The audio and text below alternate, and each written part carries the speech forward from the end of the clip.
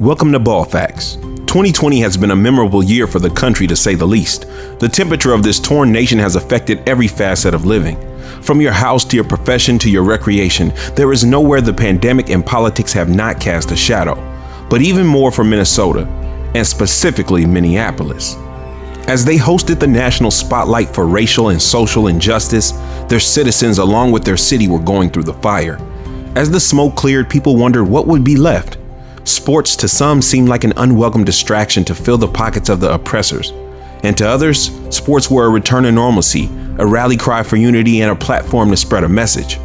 Either way, we were not sure when sports will become a priority again in Minneapolis. The year 2020 seemed like a sad movie climax to a city that was already having problems. Let's go back some and put this into perspective. The census showed that every year from 2001 to 2016, Minnesota was losing residents to other states. And while in 2017 and 18, people from other states did begin to move to Minnesota, it wasn't enough to boost the economy. The IRS data shows that Minnesota suffered a net loss of $900 million in income to other states between 2016 and 2018. Then in 2019, the migration to Minnesota came to a screeching halt and essentially dropped to zero. And this affected different businesses differently. One business that wasn't affected was Minnesota's NFL team. The Vikings' home season had an attendance of 100%, selling out their arena every time. But it was a different story for the city's NBA team. The Timberwolves had the second lowest attendance numbers in the NBA, lower than the Cleveland Cavaliers and the Charlotte Hornets. Fast forward to 2020, a Minneapolis police officer charged with murder and manslaughter in the death of George Floyd. That officer caught on camera kneeling on Floyd's neck in a video that has caused outrage across the country. And that is when things got really bad.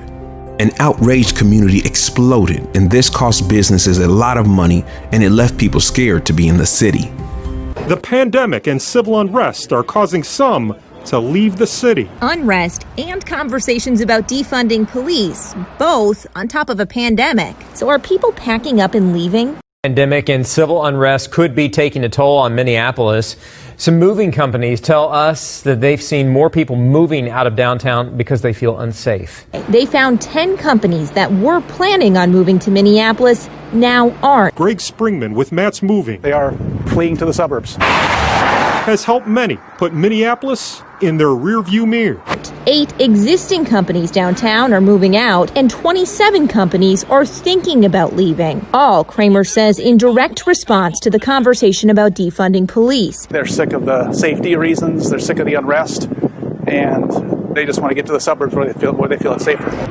The full impact of the pandemic and civil unrest on the Minneapolis housing market will likely take a year or two.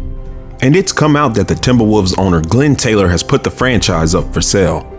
Glenn Taylor, who has owned the Timberwolves for the last 25 years, says he is listening to offers to sell the team. With everything up in the air for businesses in the city of Minneapolis, on August 20th, 2020, one of them received some good news. The number 1 pick in the 2020 NBA draft goes to the Minnesota Timberwolves. A much needed sigh of relief for their fans had finally come. But even though the top pick was great news, the Wolves were telling sources they weren't sure who they were going to pick. Minnesota owns the top pick, but a clear choice hasn't emerged yet. GM Gerson Rosas said, quote, "There's no guy that has separated himself from the pack."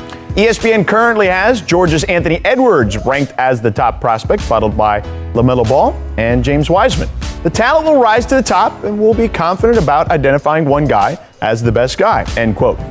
Many fans say that the only factor Minnesota should be looking for in a draft pick is how well he fits the team. But since this is a business, should they be looking for a player who can fill the seats and sell jerseys?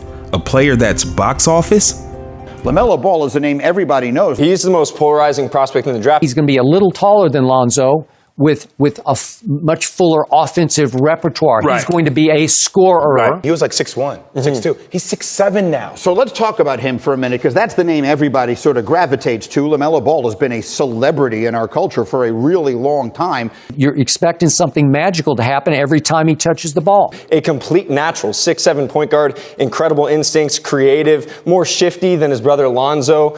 And he can rebound, and he can pass.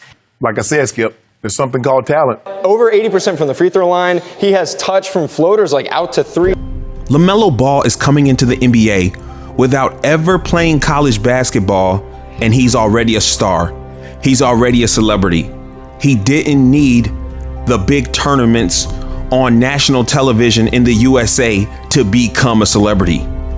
In high school, he did his thing and YouTube watched him. Growing up, Facebook watched him. Social media watched him. He goes overseas. The world watches him. Just admit it, people. He draws a crowd.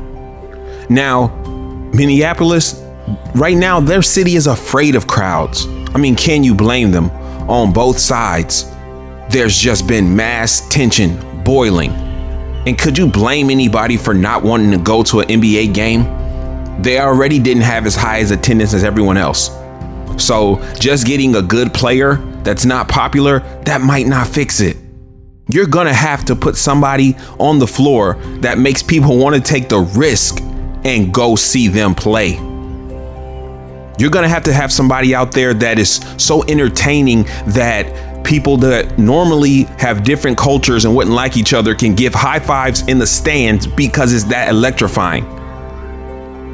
Now, I understand D'Angelo Russell, when he did an interview, he didn't sound too excited about LaMelo Ball coming. Would you be excited to play with LaMelo Ball? Excited? I wouldn't mind it, honestly, if that's what it was and that's what they seen.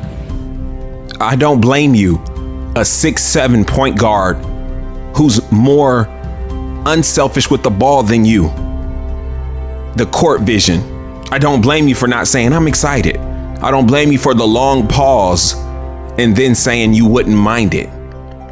But after all, this is a business and you've gone to a market where they need to fill the seats. 40% of the NBA's revenue comes from the stadiums. Yes. And if you have a community who is reluctant to gather, that makes it even worse. So if they do draft LaMelo Ball, if you're a fan of this team and you don't understand it, hopefully you understand it now. They'll just have to make it work. D'Angelo Russell, you're just gonna have to make it work. Because LaMelo Ball is box office. LaMelo Ball is showtime. Everything that Magic wanted Lonzo to be, LaMelo will be that. Everything that Magic loved in LA, the Minnesota Timberwolves can have that there. And boy, they need it. Think of all the draft prospects and which one do you want to see play? You want to see LaMelo Ball. And people say, well, is he gonna live up to his name? Guys, remember, he's played up his entire career. He has a leg up on every other guy in the draft. Every one of them. He's always played up. Now, as far as the media and the press goes, he's not the most talkative guy, but compared to his brothers, he is a chatterbox. And his play will do enough speaking for itself. I'm not sure if the Minnesota Timberwolves can pass up on this guy. Can they afford it? That's the question.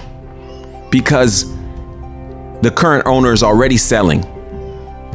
Why is he selling? Does he see something coming with the city? Does he think that it's not gonna pan out because of what went down and what the climate there? Does he not want to go a few years with some losses as far as attendance? The Golden State Warriors, they can afford easily to pass up on LaMelo Ball, get one of the other two guys, or, trade down and get somebody else. They can afford. They got Steph, they got Curry. They are box office already. They sell out their arena. Well, their new arena, I'm not sure about that one because they had a horrible season. But you better believe when Steph and Clay are back on the court, they're going to be selling the arena out. And as long as COVID ends and we see some type of light at the end of this tunnel to get back to normalcy, where we can have human contact and breathe without mask on us at some point, the stadiums will need to be filled. You guys let me know if you think Minnesota can afford to pass up on LaMelo Ball. I understand that you guys might think a different combination of players will work together as far as the X's and the O's, but we're talking about the bankroll. All right, guys, like, comment, subscribe, and hit that notification bell. Go to shopballfacts.com to get your hat. Ball facts again. Peace.